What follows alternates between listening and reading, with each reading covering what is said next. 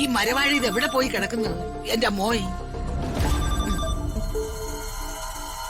എന്തെങ്കിലും ചുറ്റിക്കളി ഉണ്ടെങ്കിൽ ഇപ്പൊ പിടിക്കാം.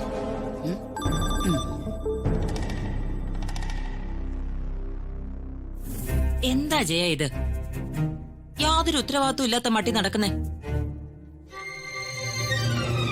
ജയനി, ഞാൻ പേഴ്സണൽ അസിസ്റ്റന്റ് ആയിട്ട് ജോലിക്ക് വച്ചിരിക്കുന്നതും ശമ്പളം തരുന്നതും ജോലി ചെയ്യാനാ. ഋതികയുടെയും രാജുവിന്റെ എല്ലാ രഹസ്യങ്ങളും എനിക്ക് ചോർത്തി തരുന്നതാ ജയന്റെ ജോലി. എന്നിട്ട് എന്തെങ്കിലും ഒരു രഹസ്യം ചോർത്തി തരാൻ ജയൻ ഇതുവരെ കഴിഞ്ഞോ? മമ്പട പുളിശോ, അപ്പൊ ചാരപ്പണിയാണ് ചെയ്യുന്നത്. ശരിയാക്കി തരാം. എന്തെങ്കിലും ഒരു കാരണത്താല് അവനെയോ അവളെയോ കൊടുക്കാൻ പറ്റിയോ? ജയനെന്താ ഒന്നും മിണ്ടാതെ? ഞാൻ ചോദിക്കുന്നതിനൊന്നും ജയന് മറുപടി ഇല്ലേ? ജയ, ജയനല്ല, മുണ്ടയ്ക്കലമ്മയാ.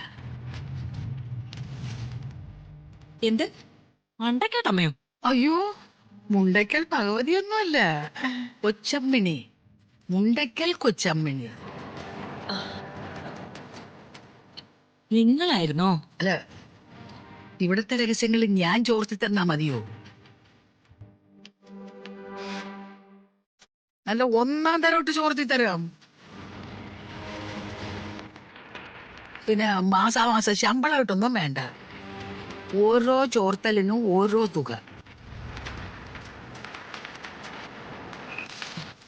എനിക്ക് അവിടുത്തെ എല്ലാവരുടെ രഹസ്യങ്ങളൊന്നും അറിയണ്ട.